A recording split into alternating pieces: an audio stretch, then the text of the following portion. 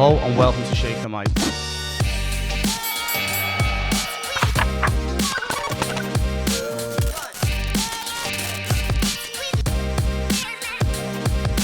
Hello and welcome to Shake the Mic. Today I'm joined by fitness fanatic, coach, mentor and personal trainer Tom Simpson. Today he joins me in the studio to talk about mindset, routine, habits, affirmations and much more. Simo, thanks so much for coming in, brother. Thanks for having me back. Welcome on. Pleasure's all mine as always. Let's get straight in. A lot of people know you for your physical attributes, whether that be kettlebells, mountain walks, boxing, calisthenics, or just the physical shape you're in. But to attain any of the above mentioned, there needs to be a strong mindset. Mindset's essential, it's key. For you, where does your mindset come from?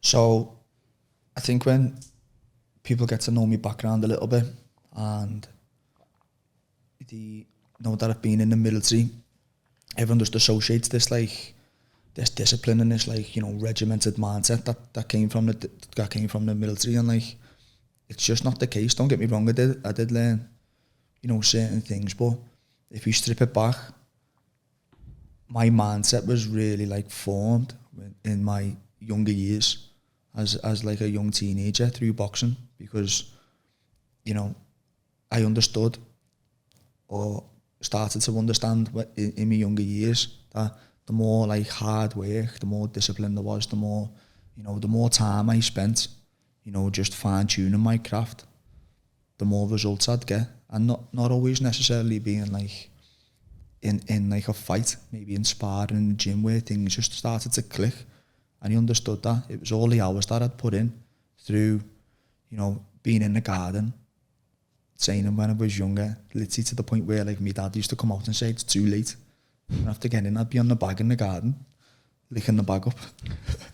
First in, last out. Yeah, so I think, I know that's where my discipline, my determination and my work ethic was really, it was honed, it was understood. That's where it was developed as a young man. Understanding's key, isn't it, as well? When you said you started to understand, or you were understanding, once you realise and once you understand what it takes, it's knowing what it takes to get where you're going as well, innit? Yeah. A lot of people want to achieve a result or attain a certain level in something, but they don't understand what it takes to get there. Yeah. And then seem to wonder why they're not where they want to be. Yeah. You can't get from A to B without knowing what it takes. Would you agree? I think the word delayed gratification gets thrown around a lot now, whether it's to get in shape or lose weight, delaying how you're feeling for what's coming in future is where what you're saying, I sort of got that from a young age. I understood that it takes just persistence. What's the quote? A water breaks through rock, not because of its power, but because of its persistence. And that's my mindset that I really understood from a young age. And I probably blessed in a little way with that, because that's just the exact same mindset that I apply onto my work now. It's that focus. Transfer of skills. How do you reinforce your mindset? It takes daily practice. So I think, if we're using the gym, for example, in any sort of physical appearance, if you want to lose weight, build muscle, build strength, if you go to the gym and, you do one session and you walk out the gym and you're like, why aren't I stronger? Why haven't I lost weight? It doesn't work like that. But if you go to the gym and you do 100 sessions, you do 100 runs, you eat 100 meals that are better, then that's going to put you in a better position. It's them small increments. That's where mindset's the exact same thing. I understood to sort of really help reinforce my own mindset and my own thinking and my thought patterns. Then I understood that it takes daily work. I can't just listen to one podcast, read one book, read a couple quotes and wake up the next day and be like, whoa, I've cracked it. It doesn't work like that. It takes daily reinforcement, and I love quotes. I feel like I've got a quote for everyone, but it is same as the gym. It's brick by brick with your mind. And like I feel like sometimes people can get a little bit disheartened by that because, you know, again, it just comes back to being persistent. The application. Application's one I want to touch on because it's one I'm massive on and I know it's one you're massive on. Like, we can have loads of information, we can read lots of books, we can watch lots of documentaries, podcasts, whatever, but if you don't apply the information you're receiving, then it's not good for you, is it? No. I think that's what I've always been pretty good at.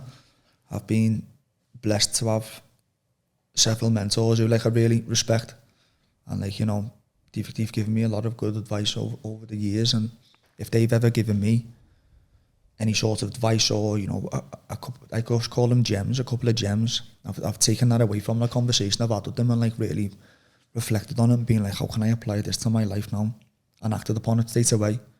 Is where like, if I'm using, say, just clients, for example, like if I say to a client, okay, well, we need to make this tweak, whether it be like, you know, anything, food, training, even like mindset, this little tweak to your day that's going to sort of, you know, edge you towards a better goal of where you want to be.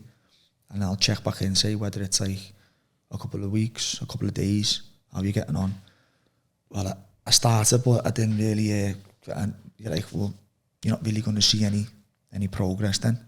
It just needs to be consistent. You need to apply it. Consistency is key. Consistently, literally. And application's essential. Definitely. People seem to want results for work they haven't done, and you can't expect to get results for work you haven't done. I put a little post up on my story the other day about that exact same thing. And this is something that, again, from whether it's been like any sort of like physical feat or even mental feat that I've done in the past, or like any sort of achievement that I've done or like I've got, when I've got there, it's been like a feeling like no other, because I've understood the hard work and the effort that it's taken me to get there. And like everyone's goals and everyone's vision's different, so, you know, someone's like ultimate goal might just be get in shape or to lose a certain amount of weight. It's where when they get there and they understood the lessons that they've learned about themselves, the discipline that they've had to do, the consistency, you know, the application, all these different things, and when they get to that point, they can look back and be like, wow, and be proud of themselves. And it's a different type of satisfaction than just, oh yeah, I've stopped eating Mars bars, so now I've got a 12-pack. It's different, isn't it? Yeah. Patience is something that I think's massively understated in today's society. Like, patience doesn't get enough airtime at all. Everyone wants everything yesterday. Everyone wants everything like now. Yeah. I think society's got a lot to answer for in that sense, because the way the world's went so fast. You click on your phone, you want a pair of trainees, bang, you can get them now. You know, you want some information, bang, you can get it now. You want some food, you can get it now. Well, the problem is, with anything worth having long-term results, you can't just get it now. It takes time, baby. Definitely. And you've got to put time in. But a lot of people haven't got patience. So if they do stop eating Mars bars and nothing's happened in a week, they're like, it's not working, this. You know, no point. No, you just got to stay consistent. And if it's not working, maybe you've got to up the ante. Maybe you've got to do a little bit more. I mean, so just touching on like satisfaction. Earlier on in the year, we done a 72-hour fast with yourself. And I tell you now, anybody who's watching this podcast, if you want to challenge yourself mentally, really challenge yourself, try and fast for 72 hours. Because food's one of the hardest things to refrain from. Like, you can be disciplined and not go out on the weekend, if that's your thing, or not eat chocolate. But when you're hungry and you want something to eat, it's a different type of discipline. And when we got to 48 hours, I wanted to cave so bad. I love me food. And I was with the kids, we went to football, they were all eating, and like I had to walk the dog. And every step I was taking, I was like, look, you're gonna get it tomorrow. you're gonna get it tomorrow. I was walking down the road, this kid come out the pizza place with a pizza in his hand. I wanted to mug him, like. No, but like, I was walking that, and all people who were walking past me, right, this sounds mad, but like, I was like, they don't realise, like, they're taking everything for granted. But it made me see things in a little bit of a different way. Definitely. And I wanted to quit, yeah, but I was telling myself in my mind, I'm not going to give in. I'm not giving in. Because I knew how it'd feel when you finished and I didn't. Yeah. And I couldn't live with that. Yeah. Do you know what I mean? And when we got to 72 hours and I broke the fast, like, I was sitting down with my family, we went for some food, and like, I remember just when I started to eat, after I ate, I've never felt so much like satisfaction, because I knew I completed that when I really wanted to stop. And I've done a lot of challenges, and I've done a lot of stuff in my life which has been, you know, took discipline, whether that be like eating right and boxing, whether that be like physical challenges, running distances, whatever. But for me, that took a lot more, because it was just like that mind chatter and that constant mental battle that, like, you want to do something, you want to give in, and just the point is, if you stick it out, at the end, there's no better feeling. And if you give in early and you come up short, I guarantee you, the second that you would have went, yeah, you know what, give in, just have a bite of that. It's not worth it. Do you know, big thing for me that, like I'd say, I'm reinforcing in my own mind that helps me on probably every single aspect of my life, is just being a person of my own word, and not even to anybody else, to myself. So like, if I say I'm going to do anything, fast, not eat chocolate, you know, go to the gym, finish the sets off, you know, get up in the morning, meditate, and anything, absolutely anything. If I say it in my own mind, you've got to do it. Because I didn't touch on the success cycle before, I'll come back to that from the Tony Robbins, but it's the exact same thing. So like, if I start to act out all these things, and I'm you know, doing these things that I'm saying, and that sort of builds up momentum, and it builds, like, it reinforces my mind, is where it can happen the opposite way. Yeah, if you say you're going to get up in the morning and you're like, this is it, tomorrow's the day, I'm getting up out of bed, I want to go to the gym, the alarm goes off, boom, snooze, roll over. But then that just becomes a habit. But then, like, that can roll over into all parts of your life, because you've caved in. And then it comes to making better food choices, it comes to make something with a bit, you know, business, anything, because like, this has sort of become part of your character now, where like, you're not following through, you're almost like lying to yourself. It just becomes easier to make the decision to be like, nah, that's not me, or I'll start tomorrow, or I'll do it later. Like I said, I'm getting up somehow, and I didn't, yeah. Trust me, it eats away at me. Of course, it lives with me. Yeah. Andrew Tate, I was watching him, I was listening to him when I was running, and he was saying he became a Messiah. He called himself a Messiah. So what he'd do is, his brother had hold him accountable, and he'd just say something to him, right? It could be anything, it could be random. I'm going to do 300 push-ups today. And if he said it, he had to do it, or he was a bitch. So like he said, and that's what made me become like the way I was, because so he said, like, at first, I used to say stuff to myself and I couldn't follow it through, so I found someone to hold myself accountable. He said, I'd just say mad stuff. I'd just say it, and the second I said it, I had to do it. Yeah. And then he become that way where he'd follow up on his actions, and that's exactly what you're saying, isn't it? There's a few levels to this. So like, when I was younger, and again, like, not many people know this, but I used to be running, or I'd do certain things, and where, like, even on the treadmill, or like if I was out running, and like a thought would come into my mind, and I used to say to myself, you've got to go run there now instead of this run that was planned. If something would come into my mind, or you've got to run this far on the treadmill, otherwise you're not going to win your fight. I remember just being like, I used to proper break me down and be like, why have I just said that? But then I'd have to do it. But then I was watching the Conor McGregor documentary recently on Netflix, and he was fighting Khabib, and obviously we all know what happened there. And he said after it, and again, this was like another gem that like really highlighted something in my own life, and like, you know, my own self. He said when he was fighting Khabib, he said he was going to go to the gym, he was a bit lax, going to eat better, and he never really done it. He said, but then like, obviously look what happened to him in that fight. And then he said when the next fight he fought Cerrone, and every single little thing he said he was going to do, he done. And then he had a brilliant performance. So like, again, that's just coming back to what you say, you do. follow it through. Yeah, puts a negative belief about yourself in your mind subconsciously as well. Yeah. If you don't follow through, you start to know that you're not 100%, you're not true to your word. Yeah. And being true to your word, there's no greater self-satisfaction. You know you're whole, don't you? You know, if you've been true to your word all day, you know you're whole when you go to bed. Like, you know, I done everything I could today and I put it all in. But if for whatever reason, if that alters in any way during that day, you get to the end of that day, you don't feel 100% when you put your head on the pillow.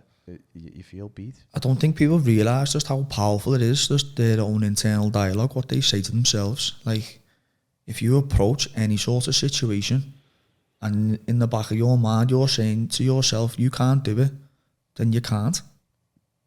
Henry Ford said, if you believe you can or you can't, you're right. And like, it's so true.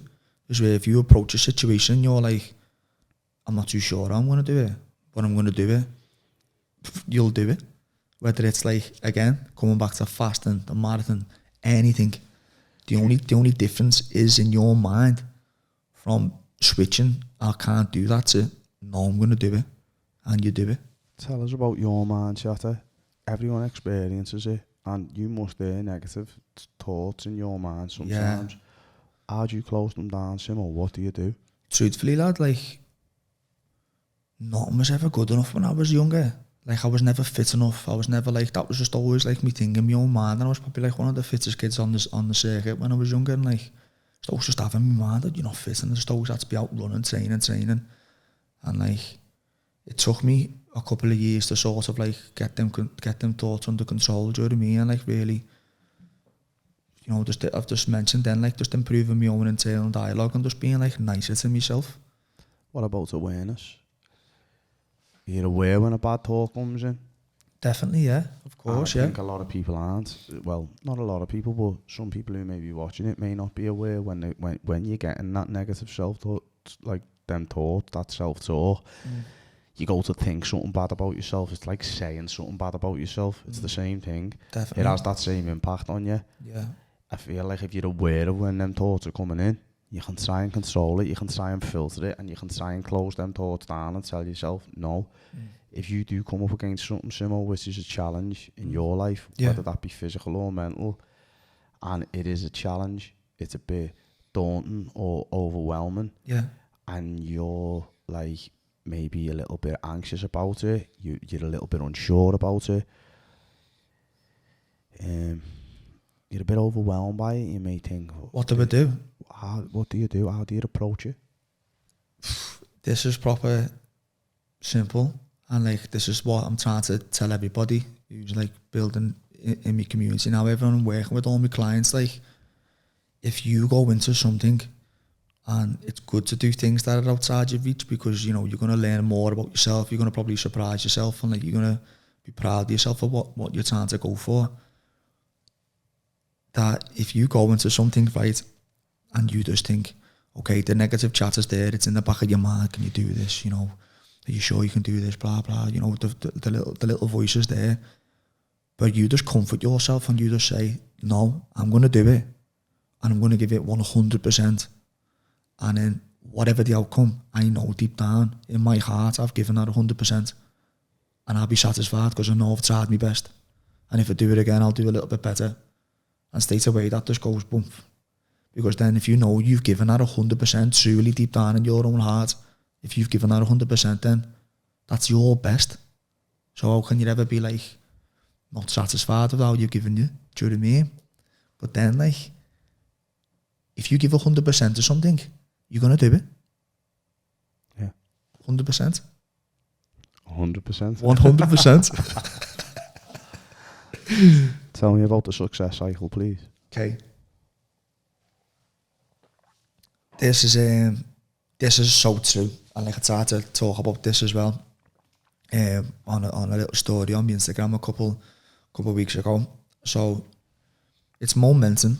So if you're building up momentum, and again, just using like lifestyle things. So if you're going to the gym, you're making better food choices, you know, whatever it is, you're getting a cold shower, everyone loves them. So you're doing all these little things, you're making better choices, you know, you just whatever they are, they could be a lot more personal. Do you know what I mean? Like, improving yourself, you're doing a bit of reading, a bit more like reflection and stuff. If you're doing all these things consistently, they sort of build up momentum over time, and you start to get a little bit easier because you're reinforcing that positive habit.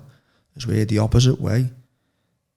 Again, always coming back to missing the alarm, because I feel like that's probably one of the most famous things that like holds people back in their life, that they can't get out of bed of a morning, and it's always, I'll start Monday, whatever, and time's going quick. So like, but if you start to build up momentum the opposite way, then like it's harder to break out of these ruts because you built up momentum doing the wrong things. That's why like sometimes when you're in a rut, it's just, it can almost seem impossible to get out of it because you built up that much momentum the wrong way. Is where like, you know, if you just start to do these daily things, increments, then over time you start to build up momentum. Totally get what you're saying, and it makes It's so true, much innit? sense. Yeah, we've all been there in them ruts. We've all have. And it's How like, do you get out of a rut? and again, this is another big thing. Sometimes I feel like if people are in a bit of a rut, they're probably not feeling the best that they're in a rut. So they might sit down and like, okay, I'm going to go to the gym. I'm going to, you know, start eating better. I'm going to stop going out. I'm going to stop drinking ale, whatever it may be. I'm going to do all these things tomorrow. Too much. And it gets to tomorrow and they're like, okay, well, you haven't had the best. Next thing you know, I'll start Monday again. So I just say, pick one or two things that are the most important to you, your main priorities, what are going to get you a couple of steps in the right direction. Even if you're not going to the gym or whatever, I always come back to the gym because the gym has always been my anchor, and the gym is like the biggest underrated antidepressant that people have got, and it's going to make you feel better. So that's why I always like, I feel like the gym is the anchor, it's the foundation. But like, even if you're just getting up out of bed of a morning going, okay, I'm going to get washed, I'm going to get ready for work, and I'm just going to be on time, there's a win straight away. Instead of thinking I've got to get up and do 100 different things before I go to work, just that one little thing is going to put you in a better mood and set you up better for the day. Honesty is just a massive one. Yeah. Like honesty with yourself. A lot of people seem to put themselves in brackets that they're not really in. So they try and push themselves further down the road before they start, and then they end up disappointed when they fall short, as you said. Yeah. Where if you can just look at yourself, honestly, if you look at yourself in the mirror and say who you are, where you are, what stage you're at, and the second you be honest with yourself and say like, look, such an age, this is where I am, blah blah blah, the fitness level's there, this is my routine, and you become less in denial and more at one. You're like, okay, let's just put one thing into place or two things into place. It's like Jordan Peterson said, if you set the bar low enough, Yeah. you'll achieve. Yeah. People put the bar up there, and then when they're only coming here, they feel disappointments, and there's no worse feeling than feeling disappointments. So you end up start going backwards instead of going forwards. Where if you just bring that bar low enough, if you can go, right, okay, I'm going to set a goal, bang, you hit it, you feel satisfaction, you feel gratification, you feel all these things that you want to feel. It releases good endorphins, and then you want to press on, you want to do more, so you set the bar again, and you hit it again, and soon enough, over time, you realise, hang on a minute, whoa, I've gone far there. Definitely. But there. Yeah. It is like, I know, I think there's a lot of like information now, and you know, there's certain like buzzwords that get thrown around, but I think definitely celebrating like the little wins is a big part. I think like what you're saying, people just expect this big jump and to just be in a certain position, is where it is the little tiny daily habits that you do each day. Like, I've got a couple of things, just using like nutrition for example, like meal time and fasting, just like certain things that you know that I've sent over to you. We're gonna get into all that. Finally got you on board with that, but just like, it's them little things and tweaks to your nutrition that make the big difference. You do? 100%, and it's the same with your life, your mindset, it all. It's all the little things, isn't it? It really is. Okay.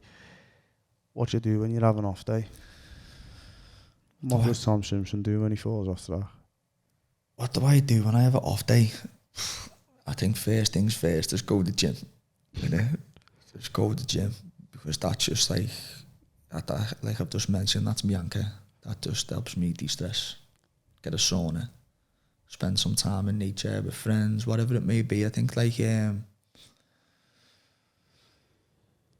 probably just trying to switch off from work a little bit, like put my phone and laptop away for the day, just being like, that can get parked up for the day. How do you feel when you park that up? Does that eat you? Because it does me. Do you know, Yeah. like that's a problem of mine. Do you know, if I say, right, okay, well, I'm not feeling great today, and I put that on the back burner, I'm my own worst enemy. If I was to go and sit in the park with my family, see, for every minute that I'm there, I'm going, shouldn't be doing this.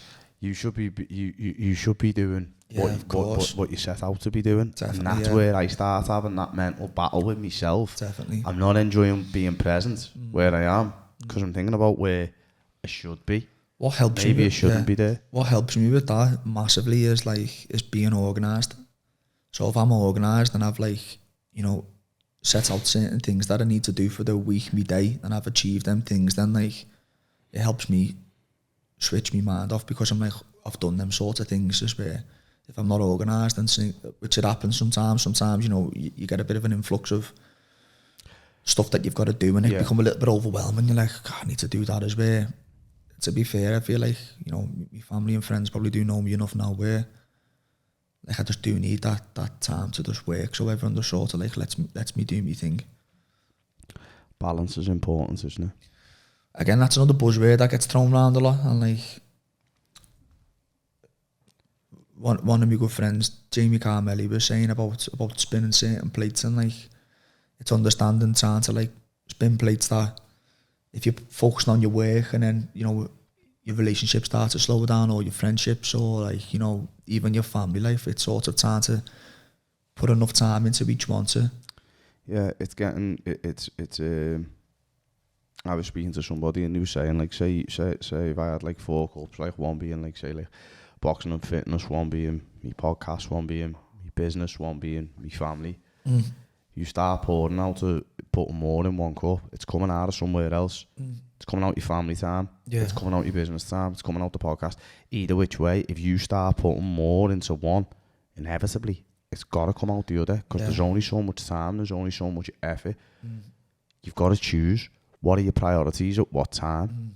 But at the same time, I know, I probably do really understand that, but I feel like I'm just so focused with where I'm going that I understand that's probably going to need a little bit more time and effort, but probably not done right. Everyone's priorities are different. Some people's priorities might be the family, you might have children, which I totally understand, but I feel like just where I'm at in my life right now, I'm sort of content with and I enjoy working. It does make me happy. Where does your self-belief and confidence come from? Self-belief and confidence, I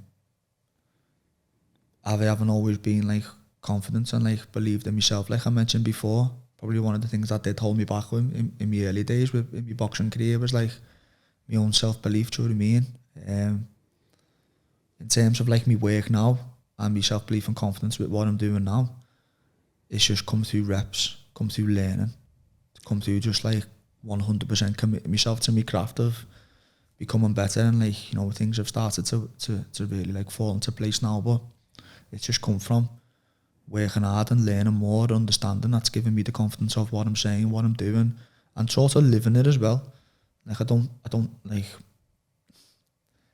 I'm not telling everyone to do this, do that. You practice what you preach, don't definitely, you? yes. That's given me confidence is what I'm saying, because I've been there in certain places in my life where it hasn't been the best, and to where I'm at now, the rules and the things I'm applying, I'm coming up with this thing, the pillars I'm applying, and what I'm helping clients with, it works. It's it's a way of living.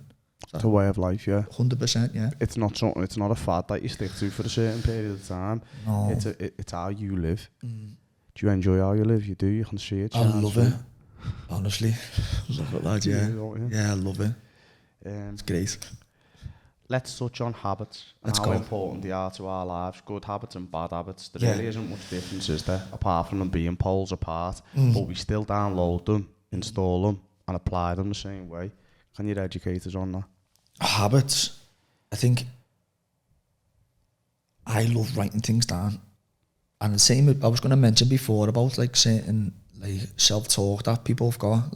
I think a big thing to do to gain the awareness, self-awareness around certain negative thoughts that you've got is writing them down on a piece of paper. And then when you start to understand, like, okay, this is a reoccurring negative thoughts in my mind, then like when that pops into your mind, you've already identified that's a reoccurring negative thought, where you can be like, okay, this is this thought again. I'm going to stop that before I get into it and replace it with a certain positive thought. And it can be the exact same with habits.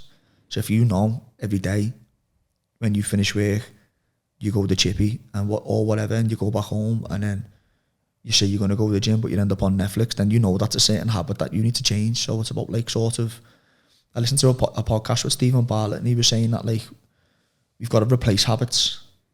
So if you know like certain things, it's replacing habits, identifying the habits that you want to replace and sort of replacing them with a more positive habit.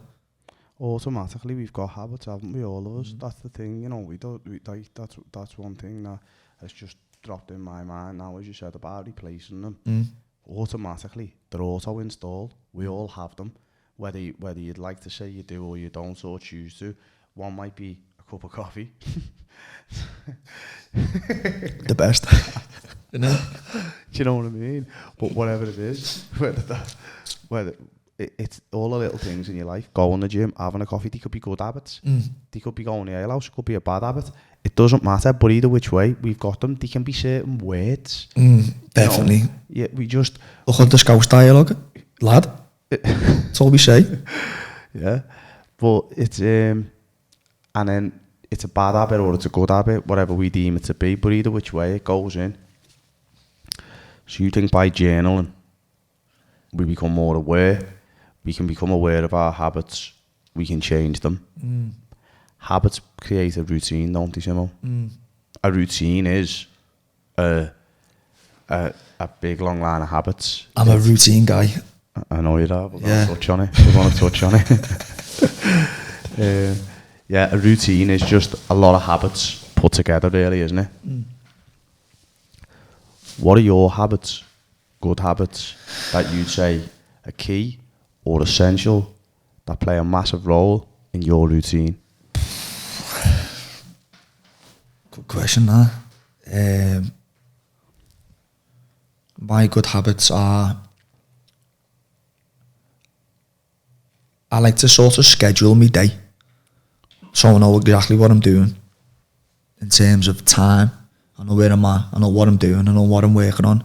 So I feel like that's a really big positive habit of mine, is where I know I'm up at 4:30, I know I work of a morning, I do certain things of an afternoon. You know, like I'll organise my diary for whatever I need to do different of an afternoon. So like, they just help me, so I'm structured. So like them they just build out, my habits are built out through structure, really, and it just helps my days flow so much. So one of your good key habits, you could say, is organisation, journaling and writing down to put structure. So the journaling really is a good habit, because that's what's setting the week or the day. Timing's a good habit. I feel like I'm always on time, and I stick to my times, because again, this is something that like I've read in a book, but people don't realise, like if you're behind time, then you're sort of rushing places, and then you're probably attracting more situations to like slow you down, and then like that makes you angry, and then you know it starts to upset you, and it's a bit of a snowball effect as well. Like if you just time management things a little bit better, your day just flows so much more easy.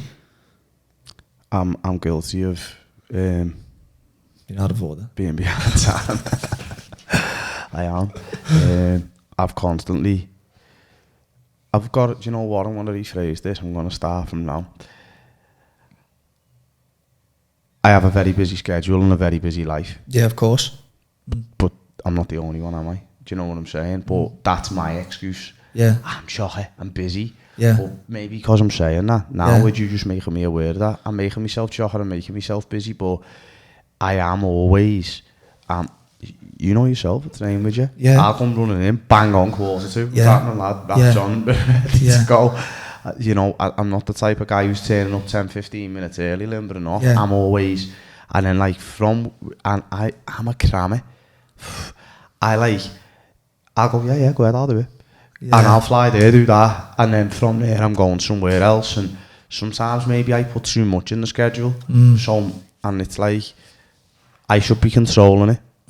Not that controlling me. But I like to try and push it and try and put a lot together. And then maybe that comes down to time management as well. Maybe sometimes I'm a little bit lax in certain areas. If I'm just looking back at myself now, maybe I might, you know, I could be a bit more efficient with my time. Like one of the big things as well, I'm not too sure if it's a quote, but you know, we're on a quote roll, aren't we? The Let's podcast. roll. Like we've all got 24 hours in a day. It's how you want to use it. And if we're coming to phones, like we spend, don't get me wrong, a large majority of my work's on my phone and my laptop, so I do spend quite a bit of time on it, but people, the average person, what's the average time now? Like 6, 7, 8 hours a day on a phone. It's like, it's mad, isn't it? That's a day's work, you know. Yeah, but I think even that, like, sort of highlighting that, maybe procrastinating a bit on the phone and being like, okay, getting that weird switches and like, okay, you've spent half an hour on the phone, let's park that up now and like focus on a couple of different things. Or we get lost. Yeah. We get lost. The other thing, I was talking to a friend about it the other day, and I believe it may be true. Deep work, like,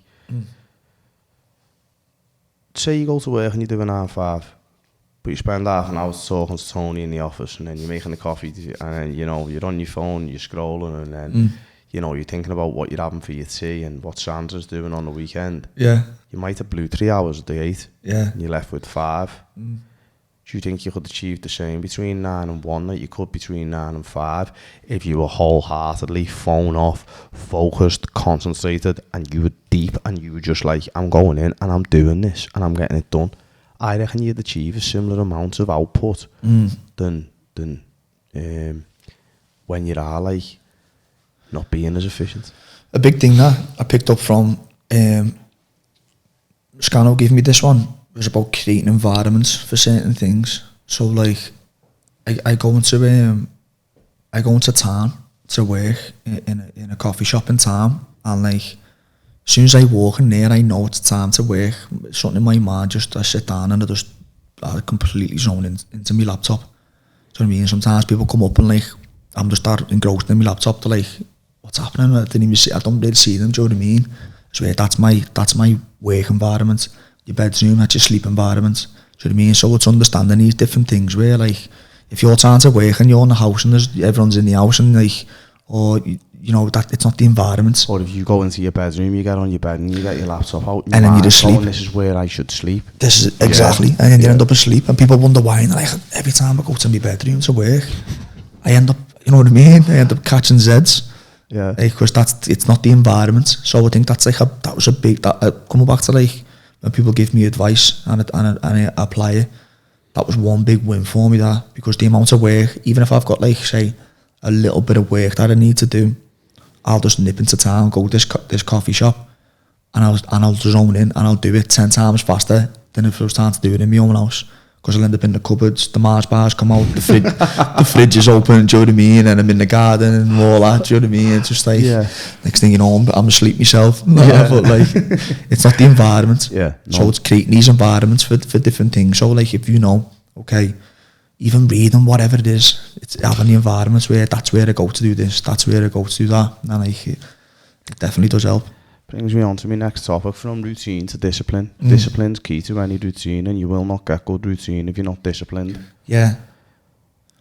So I think the two words of like discipline and motivation's like, it's temperamental, innit? Motivation, it comes and goes sometimes. Like, don't get me wrong, I'm feeling really inspired at the moment because, you know, things like are opening up for me, so like I'm feeling really inspired, so I am feeling really motivated at the moment, but not all motivation doesn't last forever. It doesn't, no. It really doesn't. So like, it's when discipline kicks in. That's exactly it.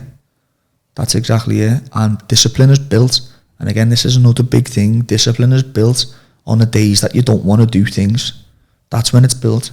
Because if you wake up of a morning, this morning shout's getting battered, but if you wake up of a morning and you want to go to the gym and you want to get out of bed at, you know, 4:30 and it's dead easy, then like, you know, it's easy, isn't it? Yeah. It's the days where you wake up and you're like, I just don't want to do this. That's where the discipline's built. So when people are asking how do you get disciplined, doing the things when you don't want to do it. Them. Exactly. There's a fine line between discipline and misery. I've been there. Yeah. No. I want to talk to you about it. Yeah. If I'm living severely disciplined, and when I say like really, I mean like to the line where like, you know, there's no room for error. Whether that be like, say, if you're boxing, Simo, and you're like, your eating's got to be on point, it's got to be on time, you're getting up, you're running, you're doing everything right, and that sometimes discipline can make you miserable if you put too much of it into the routine and it's trying to have it right, innit? Would you agree? Have you ever felt miserable by being so disciplined? Probably me boxing years, yeah. Because that's when you were probably at the most intensely disciplined. Because you just gotta do it. Yeah. Haven't you? You said that through your teeth, love. Yeah. Wow. You just gotta do it. You have? You have. Yeah, like running or training when like you don't want to. Again, it comes back to like what puts you in front of everybody else is the work that you do when no one's watching. And it's a bit along the lines of the delay. Yeah, it is 100%. Yeah, integrity, that is. And that's when like the discipline comes into play, where like, again, the little voices in your head, like, no one's here. No one knows if you're going to go on the run. You know. No one knows. Just, you know, get your pajamas on. that's where the discipline comes into place. And it's like, well, to a certain extent, yeah, you can be out running, but I think that comes down to your own mindset as well, of being like, understanding, yeah, I'm doing it, I might not want to do it, but then that delayed gratification going, but I'm doing it because I know where I'm going. And that's been a big thing for me, like staying disciplined and doing what I do because I know where I'm going. So like it's all part of the journey. I feel like discipline and success are massively linked together, and it's very, very difficult to have one without the other. You'll never be massively successful if you're not disciplined, and if you're disciplined, success naturally will follow. Quote. All the most successful people have got one thing in common.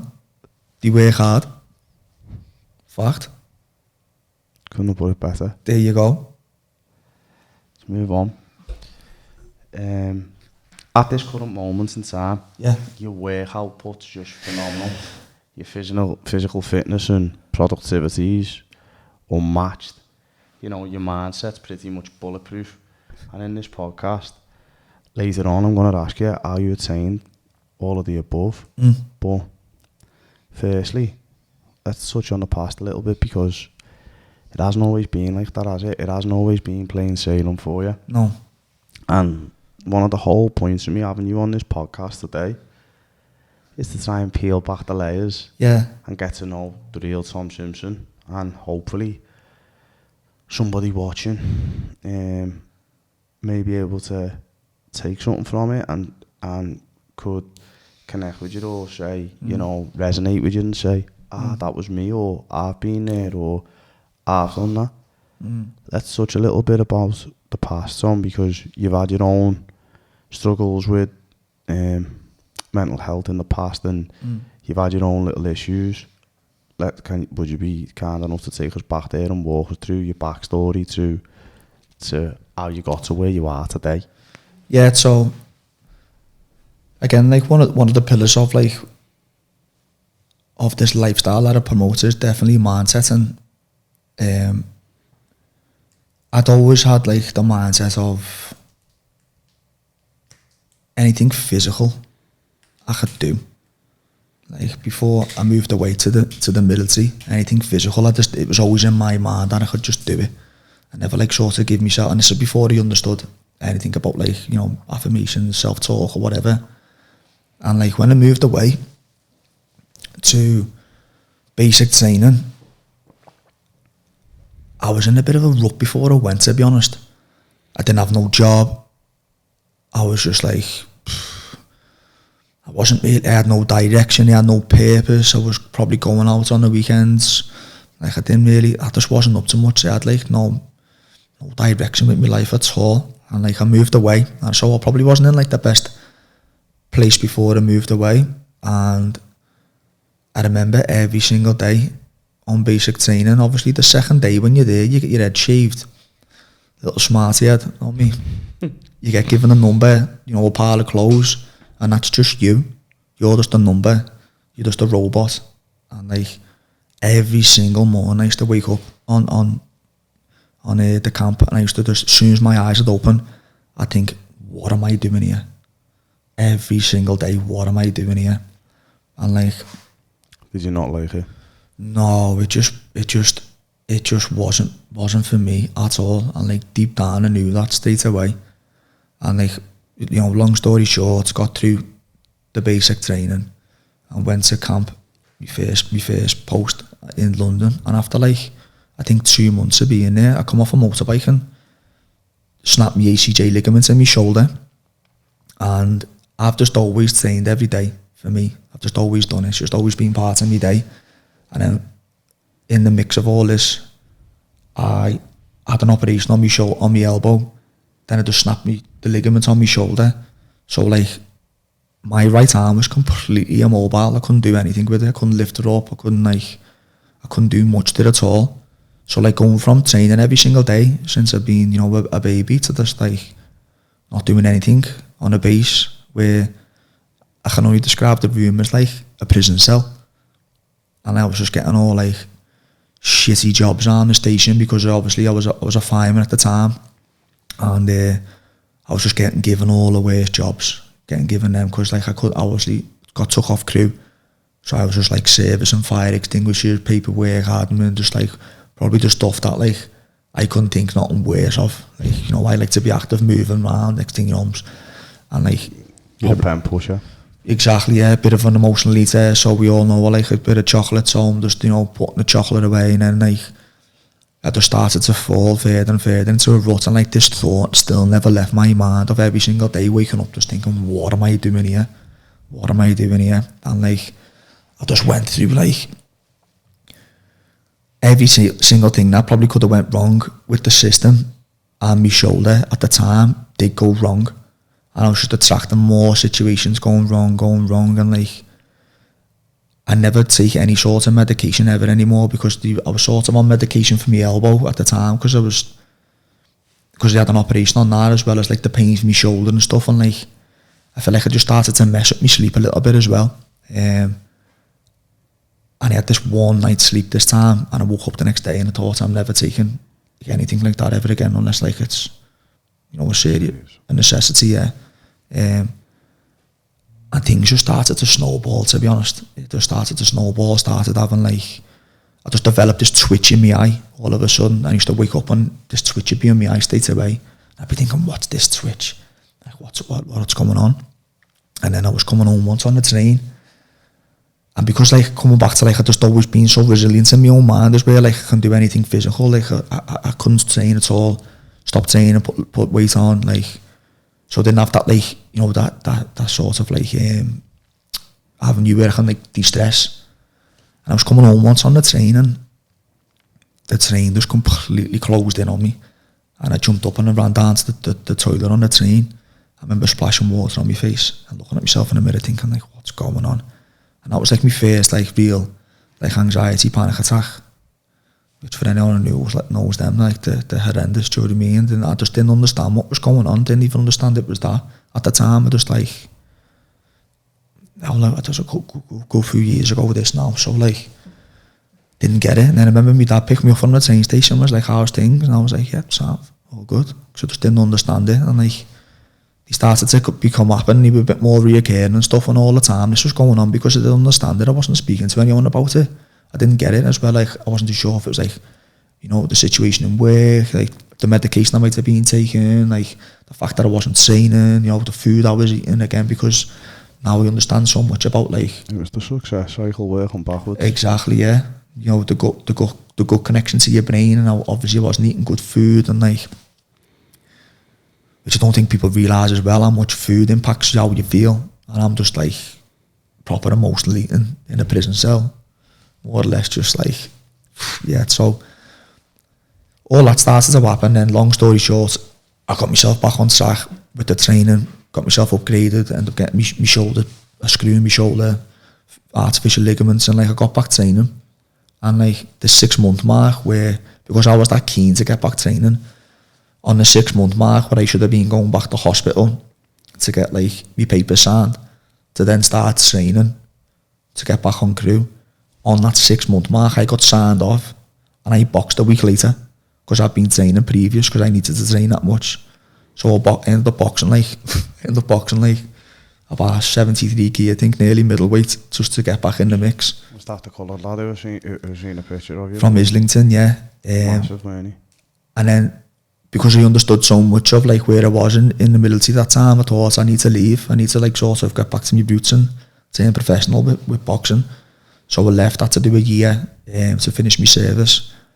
But again, probably not being in the best mindset, still having a twitch in my eyes, still having these little moments where I just wasn't enjoying. I just wasn't like, I don't know, I just wasn't enjoying things, do you know what I mean? So I left, started to pursue my professional boxing career, and again was just like not in the best mindset when I left to pursue that anyway. And I understood the time and effort and the discipline and the consistency, all the good stuff. I understood how much I needed to do to be successful with boxing, and I gave it 100%. But something deep down in my heart was just like, this is not for you no more. Like, I didn't want to do it. I didn't want to go to the gym. The hunger wasn't there for me anymore. And like, I remember coming to my last spar, and obviously my right elbow, the one I had up on, still wasn't fixed. So like, it was pretty temperamental. And then it was literally my last spar a week before my debut. I threw a jab, and something just went in my left elbow, and I thought I couldn't straighten my left arm. My right arm wasn't like 100%. I remember just sitting there thinking like, you know, even though it wasn't for me, I've just left a stable career in the military. Like, you know, stable income, it's a proper career. Thought I've just left this career. I had about 10 personal training clients, because I was just doing that to just like focus on boxing, because I didn't want to take too much on, because I wanted to just focus on boxing. Keeping you ticking. Just keeping me ticking over, you know, wasn't earning me much money at all. Just keeping me like, you know, paying for the camp basically. I remember sitting there and I had like 2 elbows gone. Deep down in my heart, I didn't want to box. And obviously like, I hadn't really like dealt with what was going on with the, you know, all the mental side of things. I didn't really understand it. I was just really in like a negative mindset. Everything was just like, it was used to quote like a glass half empty, and I was a full glass half empty. But like, that's just my perspective on at that time. And like, I remember sitting down just thinking like, wow, where am I going with my life? Like, what am I doing? Got no PT clients. I haven't really got like a stable source of income. I've just left the military. I understand. I know deep down I don't want to box. I don't love it no more. Like, what am I going to do? Comes back to honesty, don't it, Simon? And I said to you earlier on, sometimes we're in denial and we can't be honest with ourselves. Yeah. At that moment in time there, yeah, even though you knew it to be true, you just didn't want to be honest with yourself and say, you know what, this isn't for me no more. You know it is. You know it's not.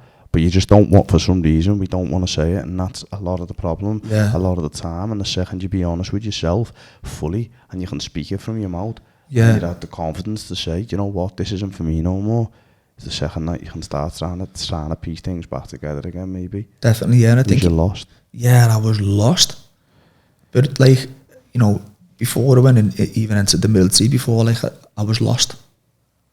Like, I had no job, I was lost. Like, I didn't know what I was doing with my life. I didn't know if I wanted to box, this, that. I didn't know what I was doing. So, like, I sort of went in on a bit of a bad foundation anyway.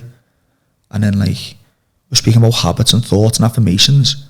Every single morning I'd wake up on straight away, negative stuff and be in my mind. Because, like, there's a few people in work at the time and, like, you know, running through the role plays in your mind. If he says this today and blah, blah. And like, do you know what I mean? Was he going to be getting the left do?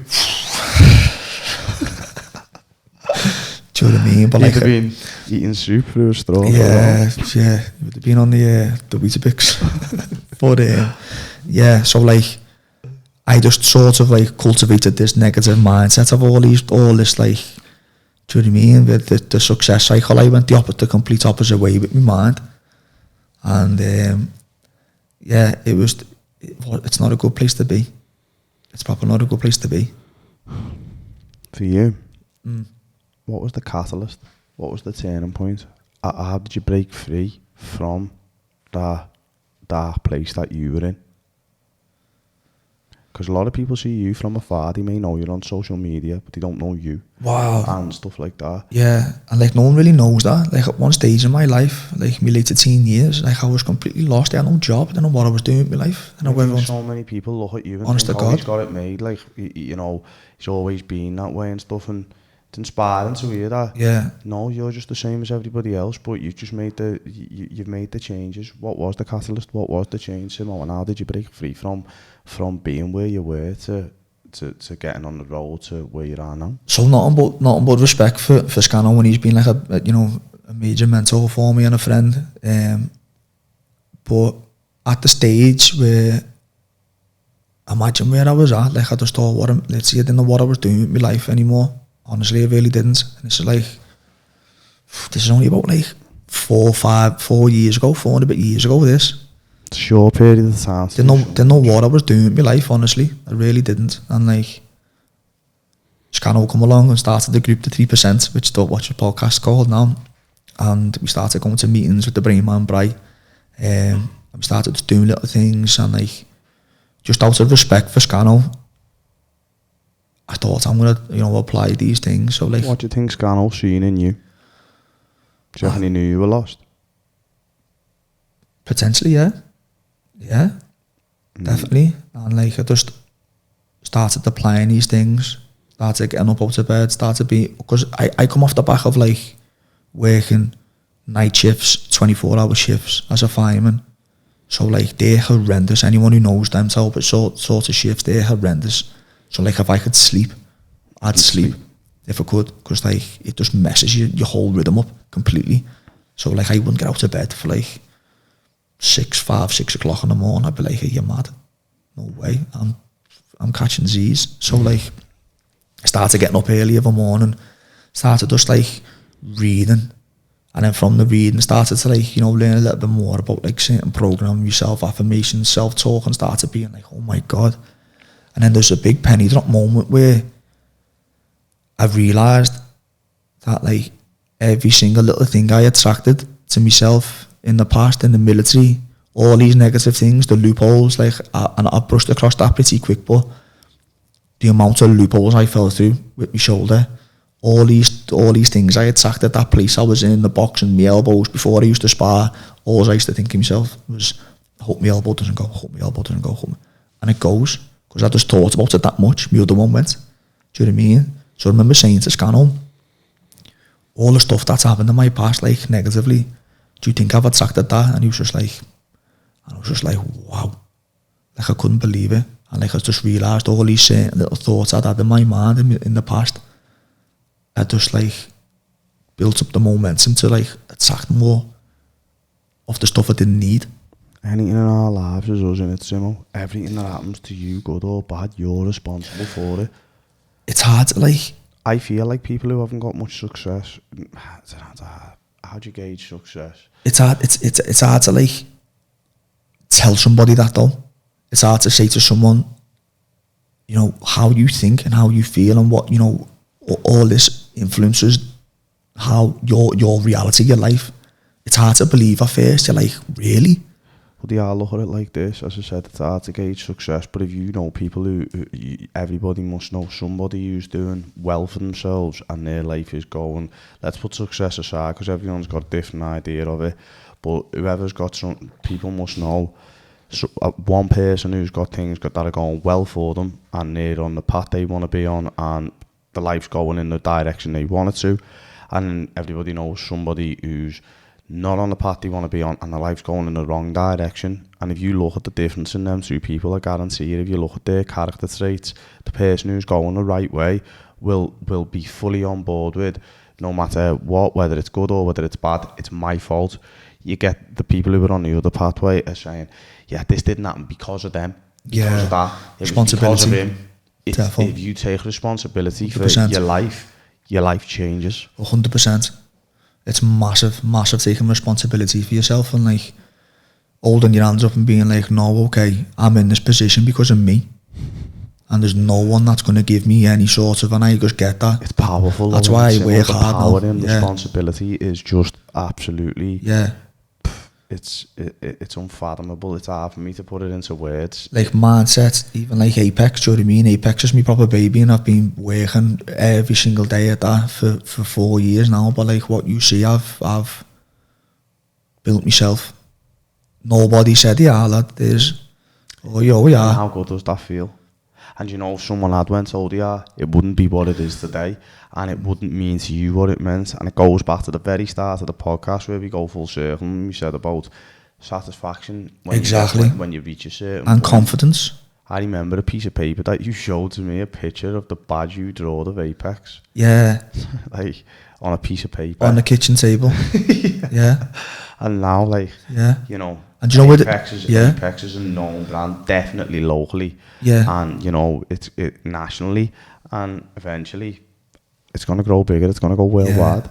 Going for it. It's going worldwide. I'm going for it. I know you are. Like, I'm going for it. Honestly, that's and it. I wholeheartedly 100% believe in it. Yeah. Simo, I know it's going to happen for you, brother. But that's the difference though, like, I don't even think, like, I'm not trying to be any big preacher or think I'm this big whatever or not at all. Like, I'm like far from it, but like I'm just applying myself and I'm going for it. That's it. That's the difference. I'm just gonna go for it. And if I can help people along the way, which like, you know, if you had any advice or if you had a message, yeah, one message for this podcast that you had to put out to the viewers or the listeners, yeah, what would it be? One message, I think that people just need to get pen to paper. Get pen to paper on several things. On himself, the business, the relationship, the finances, every single thing. Get pen to paper and make a plan. The goals. Stick to the word and follow the plan, and understand that things don't happen overnight. Small little wins each day, and over time, a week, a month, a year, you look back and be like, wow. And you'll understand that like the momentum's built and things will happen if you just stay consistent with it. But we all need a plan. Get the plan, execute it, innit? I'm on. Do you believe you've reached your full potential with what you're doing? Okay, let me rephrase it. Okay. Are you reaching your full potential every day? Yeah and no, if I'm honest. Yeah and no. Most days, yeah. Most days, but again, that just gives me like, again, that's being organised. What does it feel like when you reach your full potential every day? You know what, right? It's like, I feel like I'm just really on my purpose. I'm on my path. So, I'm again, buzzwords get thrown around a lot, but like, honestly, lad, like, I'm You're answering my next question. so grateful. That's what I was going to ask you next. Yeah.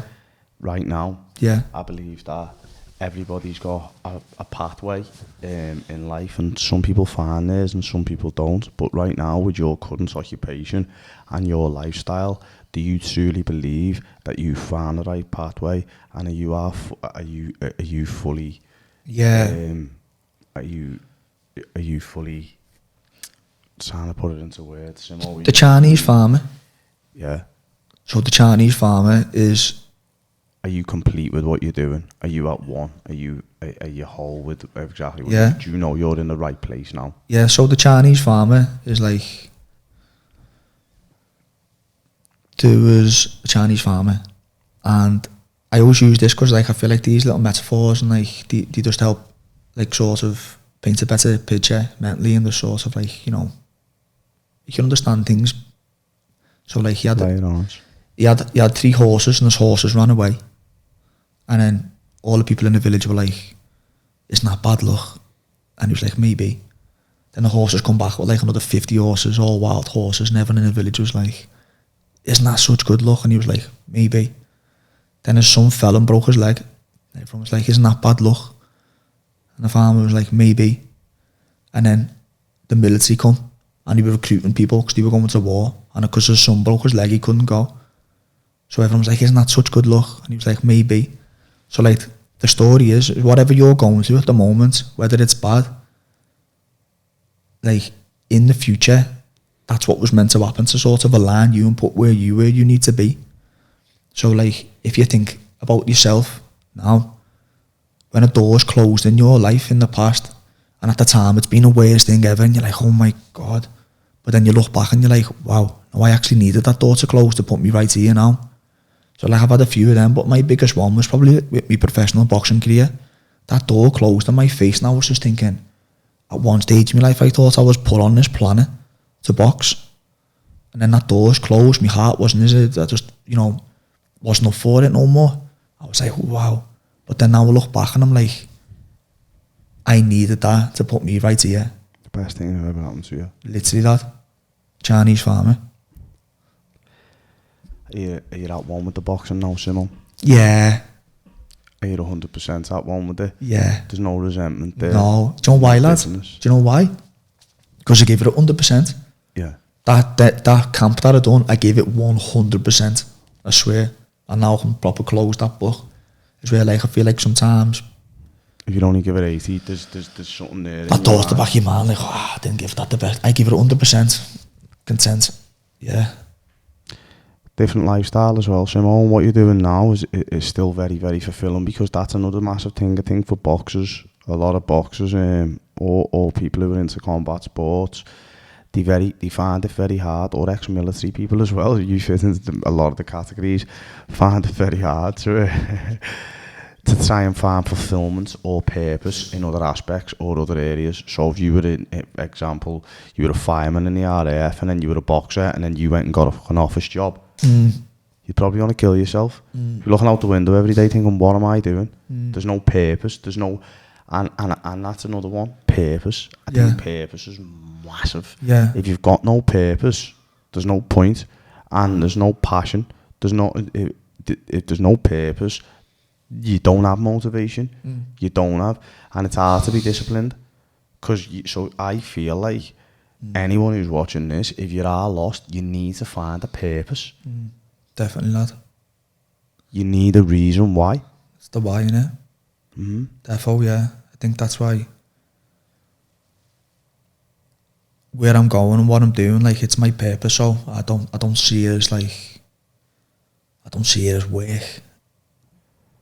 No, it's not work to you. No. You don't go to work. No. You go to play.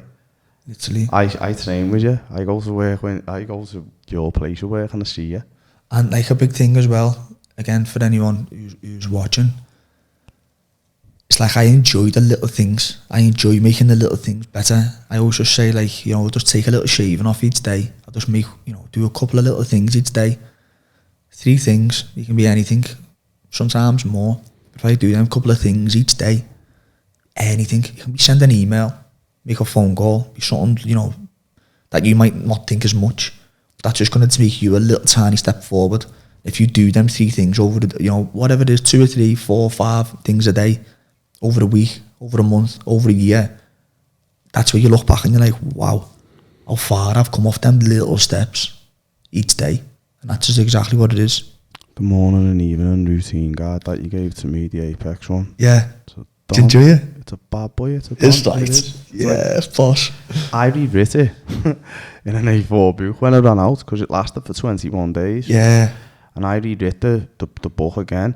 Well, I never rewrit the book again. I just kept rewriting the same thing every day. So I continued that book. Do you know what I mean? Yeah. And I tell you now, that just puts things into perspective for you, because it's a certain amount of boxes at the top of a page, and there's certain goals in them boxes, and you tick it if you've done that.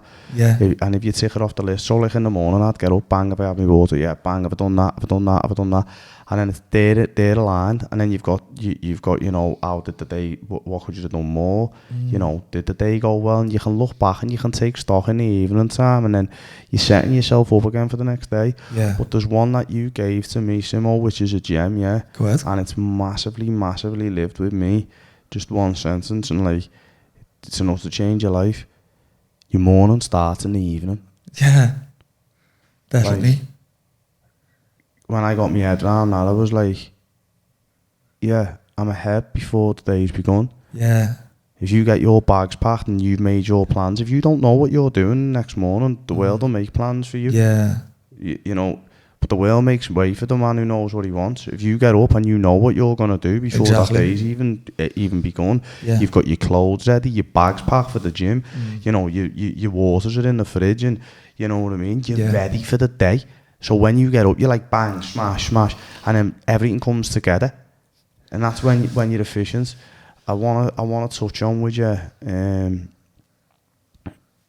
your output and how efficient it is.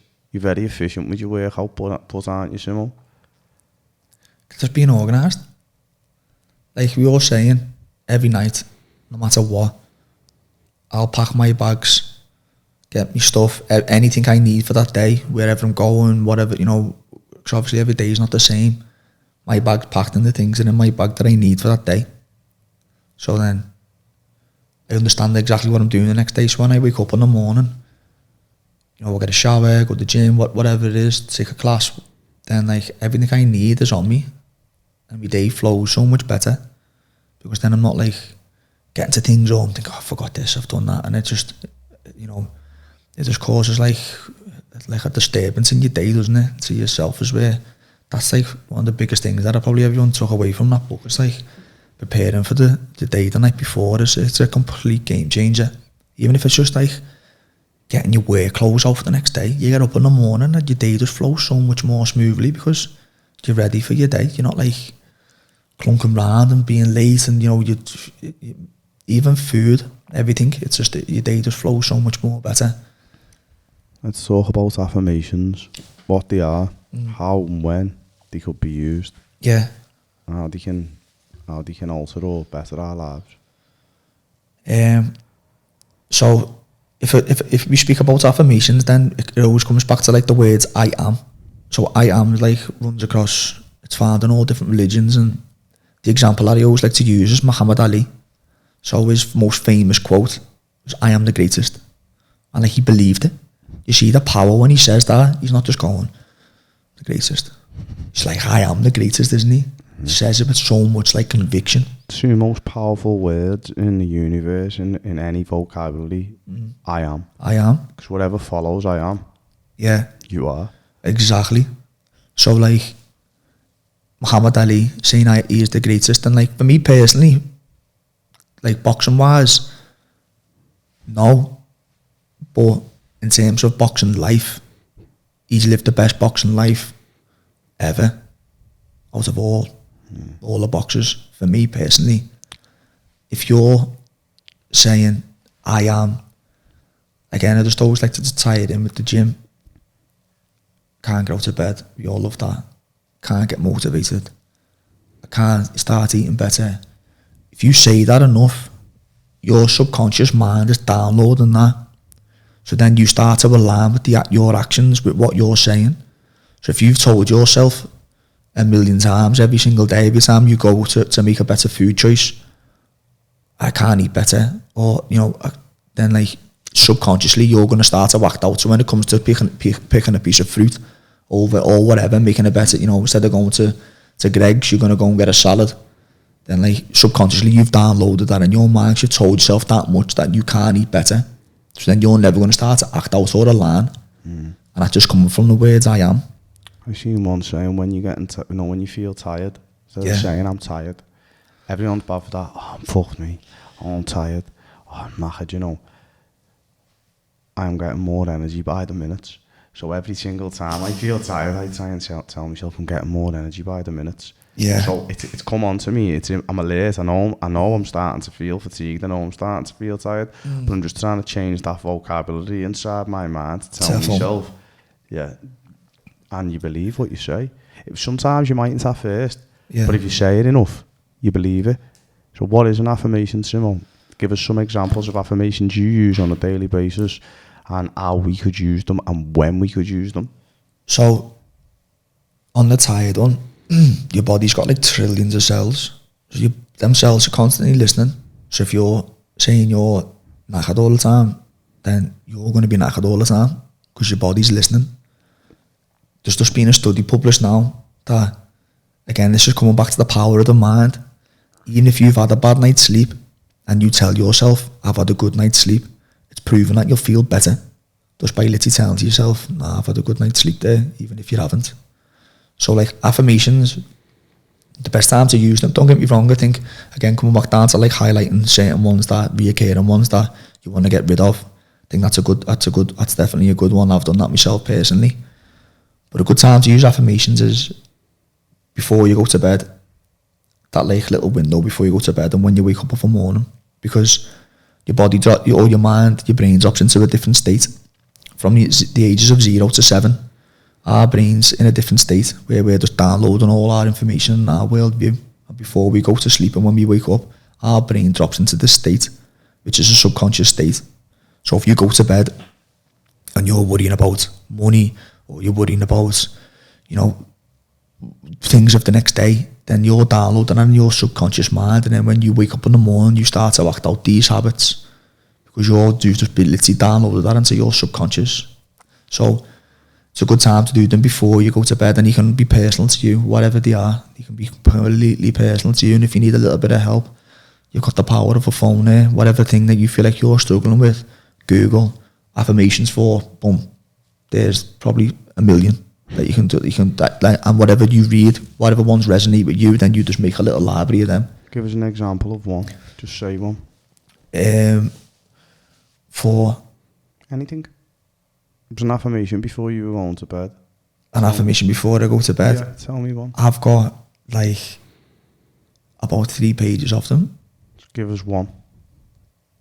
Every cell in my body is vibrant and healthy.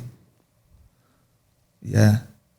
Because again, like, even with health, but coming back onto that, so before you go to bed and when you wake up in the morning is the best time to read your affirmations, because then you're downloading that in your subconscious mind. So like, it's a good place to go before you go to sleep as well, as sort of time to put your mind in a more positive state, thinking of your affirmations, thinking of like, of your goals and stuff like that.